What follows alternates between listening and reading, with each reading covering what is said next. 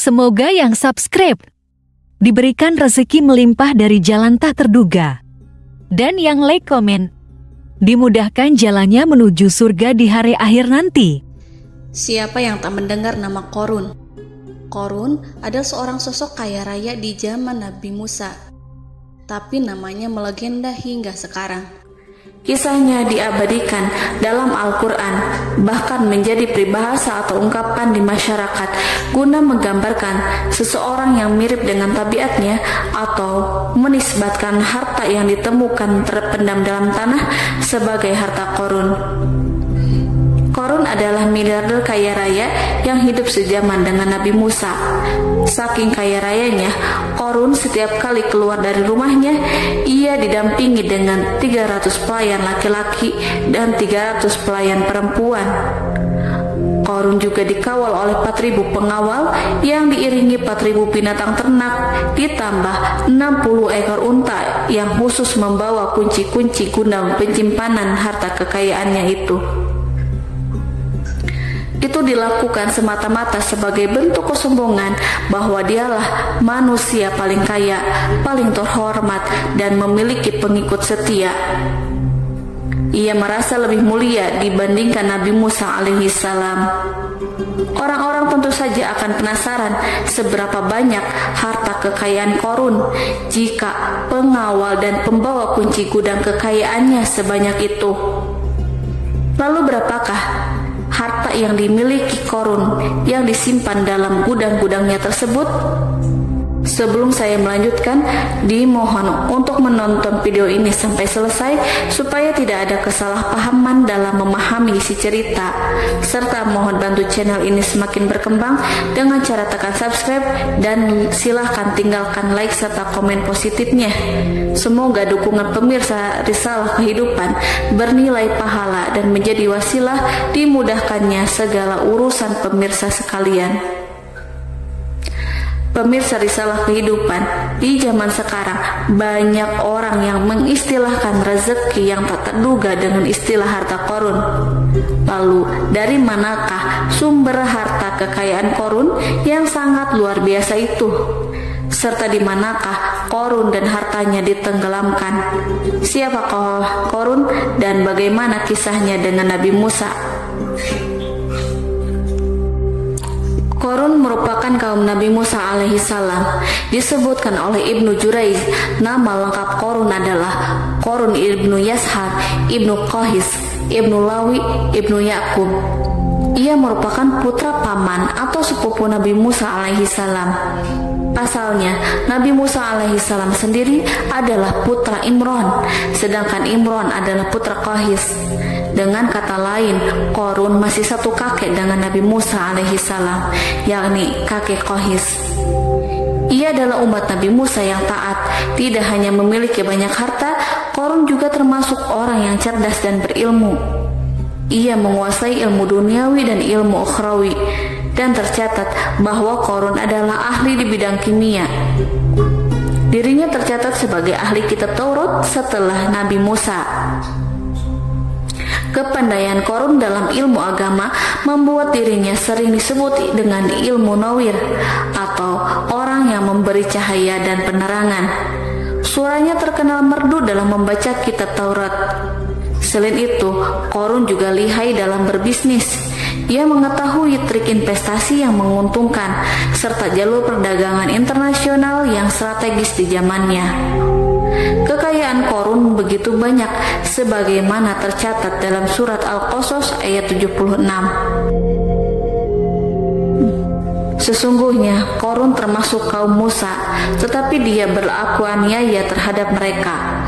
Kami telah menganugerahkan kepadanya pembendaharaan harta yang kunci-kuncinya sungguh berat dipikul oleh sejumlah orang-orang yang kuat. Dalam riwayat Khaisamah disebutkan, untuk mengangkut kunci gudang kekayaan Qorun dibutuhkan 60 bigol atau sejenis kuda kecil. Ukuran kuncinya sebesar jari, bahannya terbuat dari kulit dan setiap kunci digunakan untuk satu gudang. Maka keluarlah Qorun kepada kaumnya dalam kemegahannya. Para ulama tafsir menjelaskan, Korun keluar dengan baju mewah diiringi dengan 300 gadis berbaju merah dan 4.000 kendaraan kuda. Tak heran iring-iringan Korun itu mengundang decak kagum mereka yang gandrung terhadap harta kekayaan. Sebagaimana yang terekam dalam Al-Quran, moga-moga kiranya kita mempunyai seperti apa yang telah diberikan kepada Korun. Sesungguhnya ia benar-benar mempunyai keberuntungan yang besar. Quran Surat Al-Qasas ayat 79. Namun tak sedikit kaumnya yang mengingatkan, dan ingatlah ketika kaumnya berkata, janganlah engkau terlalu bangga. Sesungguhnya Allah tidak menyukai orang-orang yang terlalu membanggakan diri atau disebut farihin. Sebagian ulama menafsirkan istilah farihin di sana juga berarti takabur atau zolim, berbuat kerusakan, arogan, dan tidak mau bersyukur terhadap nikmat. Korun dikisahkan memiliki ribuan gudang yang berisikan emas dan perak. Bila keluar rumah, Korun selalu berpakaian mewah dan dikawal oleh 600 pelayan. Ia diiringi 4.000 ekor kuda dan 60 ekor unta yang membawa kunci-kunci gudang kekayaannya. Namun sayang seribu sayang, Korun kemudian membangkang pada Nabi Musa dan menjadi pengikut setia Fir'aun. Mengenai dari mana asal-usul kekayaan Korun, ada beberapa riwayat yang memberitakan tentang asal-usul kekayaan Korun tersebut. Sumber pertama menyebutkan bahwa jauh sebelum memiliki kekayaan, Korun hanyalah seorang lelaki miskin yang tidak mampu menafkahi keluarganya sendiri. Anaknya sangat banyak. Lalu suatu hari ketika Korun datang kepada Nabi Musa, ia meminta Nabi Musa alaihissalam untuk mendoakannya agar Allah memberikan harta benda yang banyak. Korun juga meminta Nabi Musa mengajarinya ilmu kimia dan ilmu-ilmu kehidupan lainnya. Korun dikenal sebagai orang yang soleh dan mengikuti ajaran Ibrahim dengan baik, sehingga tanpa pikir panjang Nabi Musa alaihissalam menyetujui permintaannya. Allah Subhanahu wa Ta'ala mengabulkan doa Nabi Musa. Korun diberikan kecerdasan luar biasa dan menguasai ilmu yang telah diajarkan kepadanya. Korun menguasai teori dan praktik pembuatan emas permata dan beragam perhiasan mewah lainnya. Ia juga pakar dalam ilmu arsitektur, rancangan bangunan, penataan kota, dan lain sebagainya. Tidak lama setelah itu, hidupnya berubah. Korun pun hidup dengan bergelimbang harta. Ribuan gudang yang dimilikinya penuh dengan emas dan perak. Namun sayangnya, keberuntungan yang didapatkannya membuatnya gelap mata. Korun mulai hidup dengan penuh pamer, keangkuhan, dan penuh kesombongan. Kekayaan yang telah diberikan oleh Allah Subhanahu wa Ta'ala membuatnya lupa dengan Sang Maha Pemberi. Korun merasa lebih terhormat dan mulia dibandingkan Nabi Musa. Ia pun akhirnya membelot dan durhaka pada Nabi Musa. Ia mengingkari janji-janjinya dahulu dan beralih menjadi pengikut Fir'aun yang setia. Loyalitas Korun terhadap Fir'aun membuatnya diangkat menjadi kepala mandor yang membawahi ribuan pekerja. Dikisahkan bahwa Korun bersikap semena-mena terhadap para pekerja. Ia tega memotong upah mereka. Ia melakukan korupsi demi membangun istana dan kemegahannya sendiri, dan untuk membangun gudang-gudang penyimpanan harta yang telah ia kumpulkan jauh-jauh hari. Ketika datang perintah zakat, Nabi Musa alaihissalam pergi menemui Korun dan memerintahkannya mengeluarkan zakat sebesar 1 dinar dari setiap 1000 dinar, 1 dirham dari setiap 1000 dirham, 1 kambing dari setiap 1000 kambing, dan seterusnya. Setelah Korun menghitung seluruh hartanya, ternyata jumlah zakatnya sangat besar. Kekikirannya pun mulai menghalangi hatinya untuk mengeluarkan zakat. Qarun enggan membayar zakat ketika Nabi Musa alaihissalam menagih zakat yang diperintahkan oleh Allah untuk ditunaikannya.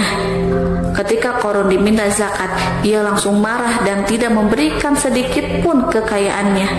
Dia berpikir bahwa harta kekayaan yang dimilikinya didapat dari hasil kerja dan usahanya sendiri, dan tidak ada kaitannya dengan siapapun, termasuk Allah Subhanahu wa Ta'ala. Janji Qarun untuk lebih taat beribadah dan membantu sesama jika diberi kekayaan oleh Allah dilupakannya. Dia mempergunakan kekayaannya tersebut dalam kesesatan, kezaliman, dan permusuhan, sehingga membuatnya menjadi sombong dan terlena. Orang-orang beriman pada masa itu sering menasehati Qarun untuk bersyukur atas nikmat yang Allah berikan kepadanya, tetapi dia tidak mengindahkan nasihat tersebut. Dari sikapnya tersebut sudah jelas bahwa Qarun tidak membutuhkan nasihat kebenaran, bahkan merasa tidak takut dengan ancaman Allah, sebab Qarun merasa sudah memiliki segalanya. Qarun merasa dirinya hebat dan pintar serta punya banyak pengikut setia, punya banyak pengawal dan merasa aman karena dekat dengan Raja Fir'aun. Qarun berkata, "Sesungguhnya aku mendapatkan harta ini karena ilmu yang ada padaku."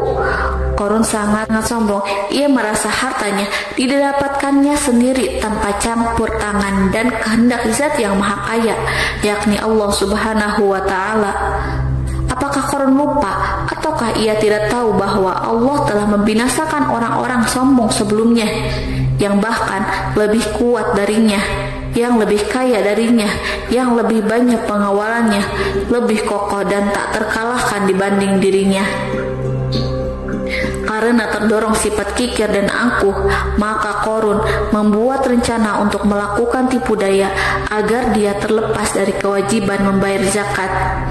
Dia ingin menjatuhkan nama baik dan citra baik Nabi Musa alaihissalam. Kemudian dia mengumpulkan tokoh-tokoh konglomerat Bani Israel. Ia berkata kepada mereka, "Wahai saudara-saudaraku, terhadap apa yang diperintahkan Musa untuk membayar zakat, apakah kalian akan mematuhinya? Sekarang dia hendak mengambil harta yang ada di tangan kalian, maka pikirkanlah suatu cara untuk menghindari perintahnya." Para pembesar-pembesar yang dipanggil kemudian menjawab, "Wahai paduka Qarun, engkau lebih besar daripada kami. Kami akan melakukan apapun yang kau inginkan." Qarun pun berkata, "Datangkanlah kepadaku wanita cantik. Aku akan memberinya hadiah besar jika ia berhasil menggoda dan memfitnah Nabi Musa." Ketika wanita cantik yang diinginkan datang, Qarun memberikan kepadanya uang muka sebagai jaminan. Ia akan membayarkan seluruh yang dijanjikan ketika berhasil menjalankan misinya. Bukan hanya itu, Qarun pun berjanji akan menjadikan wanita ini sebagai istrinya. Dan keesokan harinya, Qarun mengumpulkan Bani Israel. Setelah itu, Qarun menghadap kepada Nabi Musa seraya berkata, "Orang-orang menanti kedatangan Anda, sampaikanlah saran dan nasihat kepada mereka." Nabi Musa kemudian keluar dari rumahnya. Ia mulai menyampaikan nasihat pada umatnya. Di antara nasihatnya, beliau berkata, "Barang siapa yang mencuri, aku akan memotong tangannya. Barang siapa yang memfitnah, aku akan mencambuknya sebanyak 70 kali. Barang siapa yang tidak mempunyai istri dan dia berbuat zina, maka aku akan mencambuknya sebanyak 70 kali. Adapun barang siapa yang memiliki istri dan dia berbuat zina, aku akan rajam dia sampai mati." Qarun kemudian berkata, "Apakah ini juga berlaku untuk Anda jika Anda sendiri yang berbuat zina? Apakah Anda akan menerima hukumannya?" Kemudian Nabi Musa menjawab, "Ya, meskipun saya sendiri yang melakukannya." Maka kemudian Qarun memanggil wanita yang telah dibayarnya. Wanita itu berdiri di depan Nabi Musa dan Bani Israel yang telah berkumpul. Dia mengaku sedang hamil karena telah berhubungan badan dengan Nabi Musa. Maka marahlah Nabi Musa atas fitnah kejam yang diarahkan kepadanya. Kemudian Nabi Musa melakukan sholat 2 rakaat, lalu mendatangi wanita itu dan menyumpahnya agar mengatakan siapa yang menyuruhnya. Wanita itu menjadi ketakutan. Ia gemetar di depan Nabi Musa dan dia mengaku bahwa yang menyuruhnya adalah Qarun. Lalu wanita itu bertaubat dan meminta maaf kepada Nabi Musa. Seketika Nabi Musa bersujud seraya berdoa kepada Allah untuk menimpakan azab kepada Qarun. Allah memberi wahyu kepada Nabi Musa bahwa bumi telah dijadikan tunduk kepada perintah Nabi Musa. Kemudian Nabi Musa berkata kepada bumi, "Wahai bumi, telanlah Qarun beserta kekayaannya, habiskanlah semua." Kala itu Allah menurunkan wahyu kepada Nabi Musa alaihissalam untuk memerintah bumi apapun yang diinginkannya. Begitu Nabi Musa alaihissalam datang dengan wajah sangat marah, barulah Qarun merajuk, "Wahai Musa, sayangilah aku." Sementara Nabi Musa alaihissalam tak bergeming. Beliau lantas berkata pada bumi, "Wahai bumi, ambillah mereka." Seketika rumah Qarun mulai bergetar.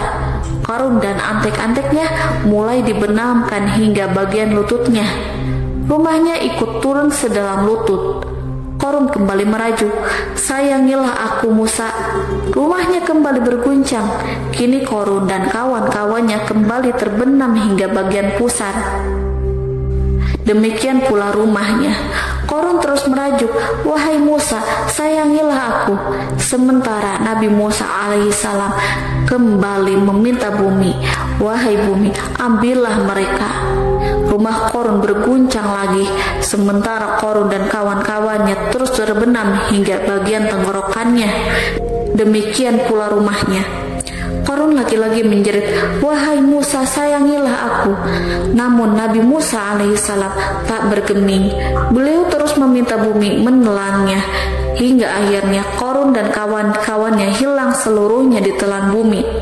Tak lama setelah itu Allah pun berkata, "Wahai Musa, apa yang membuatmu bersikap demikian? Padahal demi kemuliaanku, andai dia Qarun berdoa kepadaku, niscaya aku akan rahmati. Maka kami benamkan dia beserta rumahnya ke dalam bumi, maka tidak ada baginya satu golongan pun yang akan menolongnya selain Allah, dan dia tidak termasuk orang-orang yang dapat membela diri." Quran Surat Al-Qasas ayat 81.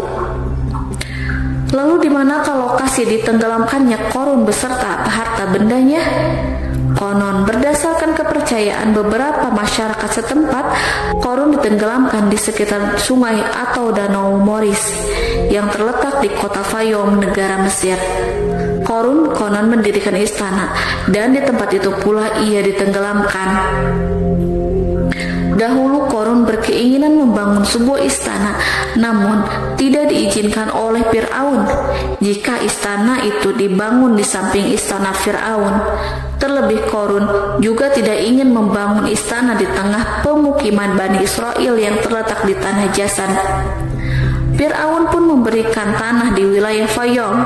Kemudian di tepi sungai Fayum inilah Qarun membangun istananya yang megah dan di dalamnya membangun Al-Kunuz atau gudang penyimpanan harta berisi emas dan perak. Salah satu bukti arkeologis yang dapat dijumpai di lokasi tersebut adalah runtuhan bangunan yang diduga sebagai tempat tinggal Qarun yang berjarak sekitar 2 km dari Danau Qarun. Menurut beberapa sumber, bangunan yang masih berdiri kokoh tersebut adalah benteng yang dibangun oleh Qarun. Namun, ada juga yang mengatakan bahwa bangunan tersebut adalah tempat tinggalnya. Wallahu a'lam bishawab.